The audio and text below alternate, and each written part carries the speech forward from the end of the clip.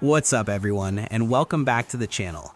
Today I want to talk to you in a really personal, relaxed way, because the test I ran between the GT 1030 and the RX 6400 in the finals honestly left me thinking about it for a while. And trust me, I did not expect that at all. So here's the deal. If you've ever looked up reviews or benchmarks, and I know a lot of you love checking that stuff, you already know the RX 6400 usually destroys the GT 1030.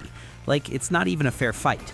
Most reviewers online show the RX 6400 delivering double or even triple the performance in modern games.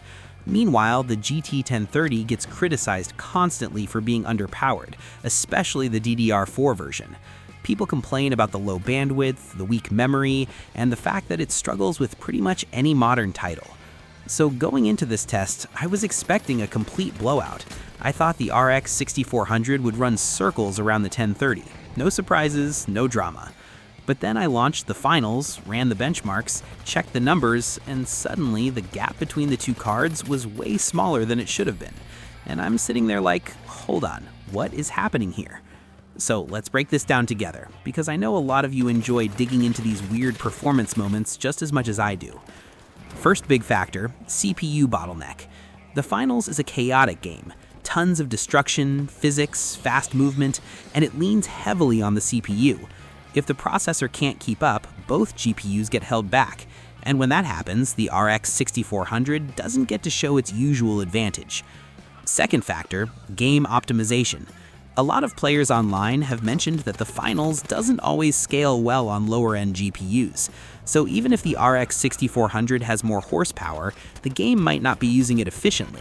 It's like having a fast car but being stuck behind slow traffic. Doesn't matter how powerful the engine is, you're not going anywhere. And then there's the unpredictable part. Some engines just behave in strange ways. The GT 1030, even though it's much weaker, can sometimes look fine in games where the GPU isn't the main limiting factor, so the RX 6400's usual advantage gets softened, almost hidden. But honestly, that's what makes hardware testing fun. Specs tell one story, but real-world gameplay can tell a completely different one.